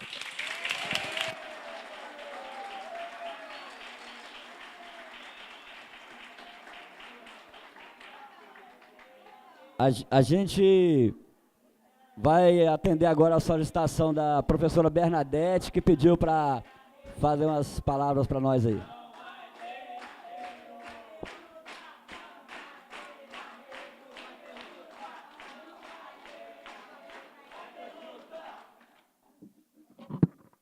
Minha estimada e querida companheira de luta, somos do Andes, fazemos parte de uma D, somos lutadoras e continuaremos sempre lutadoras. Companheiros, me perdoem, eu vou revelar uma coisa para vocês. Eu tenho 77 anos, mas hoje eu luto como se tivesse 15 anos na época do meu ginásio. Luto mesmo. Ela sabe, a minha amiga sabe e outros mais. Dia 30 está aí e nós iremos lutar sim. Já estamos com toda a nossa programação lá na DUFES prontinha, logicamente comungando com outras sindicais, outros grupos, mas estaremos lá. Mas agora eu quero falar para você, minha amiga, um pouquinho só, um pouquinho para a amiga Rivânia. Quero dizer, Rivânia, que nós fazemos parte de um grupo de trabalho que, há longos anos, discute a questão da Previdência. Eu, no compasso do tempo, no ontem e no hoje, eu sempre, na medida do possível, estive participando dos meus GTs lá em Brasília, participando dos congressos do Andes, participando dos CONADES, porque é este o meu papel como sindicalista. Tenho família, tenho uma filha, tenho um marido, tenho uma casa, mas isso não nos impede de ir à luta. Vou às 5h30 da manhã, novamente, dia 30, para ficar no caminhão entregando camisa, alimento, capa de chuva, cafezinho para os nossos companheiros. Irei. Eu ouvi muitas vezes, vagabunda! Não tem importância, eu não sou vagabunda, sou uma lutadora. E você, Ivânia, eu a conheci ainda bem jovenzinha, você é jovem, mas hoje, eu tive uma das mais belas conferências, ou a mais bela, sobre a Previdência. Aprendi muito, revi alguns conceitos, e isso, cada vez mais, me fortalece como mulher que luta pelos companheiros, não só aposentados, mas pelos jovens que não querem nada. Lá na UFES, nós vivemos lutando com os jovens companheiros que não querem participar. Meu marido fica aborrecido depois de assembleia. Puxa vida, você não vai, Bernadette? Você fica aqui em casa nesse telefone, ligando para os seus colegas. Por que essa gente está ligando agora para saber o que foi decidido? Eu falo, Paulo, é assim mesmo, meu amigo. É assim mesmo, meu irmão. Mas eu estou fazendo o meu papel e vou dar a resposta para ela. Foi aprovado sim, companheira. Nós vamos ter a greve dia 30, sim. Se você não irá, mas não questione quando eu estiver lá. Porque no dia 28, companheiros, eu vou revelar para terminar. Eu subi no caminhão, fiz tudo desde 5 horas da manhã. E depois, quando houve a juntada do povo, eu fui lá em cima do caminhão. Eu estava com a minha camisa, etc., com capa de chuva, porque estava chovendo. E aí tiraram umas fotos minhas. Você sabe que esse negócio de WhatsApp, no instante chega lá, não é? Chegou lá. Chegou em Portugal, chegou lá em Vitória. Aí uma sobrinha minha, que não é jovem, é dentista, já tem uma aposentadoria, que trabalhou como dentista, ela é excelente profissional. Ela cuida de criança e tem um consultório ótimo. Mandou uma resposta assim para mim: tia, a senhora está muito bonita na foto, mas esta camisa... Aí eu respondi para ela na mesma hora, porque eu também uso o WhatsApp, né? Não uso? Minha filha, nada disto tem significado que você falou com a tia, mas esta camisa é minha bandeira de luta. É isso mesmo. Tá? Então, meu amor, então, minha querida, eu tenho em você um exemplo de muito tempo, mas hoje eu levo comigo uma bagagem maravilhosa, uma bagagem de um aprendizado claro, muito claro mesmo, porque a gente ouve muitas palavras, muitas palestras, porque não é de conhecimento de todo mundo. E as palavras são muito rebuscadas, tem termos que não são esclarecidos, e você foi muito clara. Isso eu quero dizer, muito obrigada, amiga. Muito obrigada, companheira. Quero te dar um abraço diante de todo mundo aqui.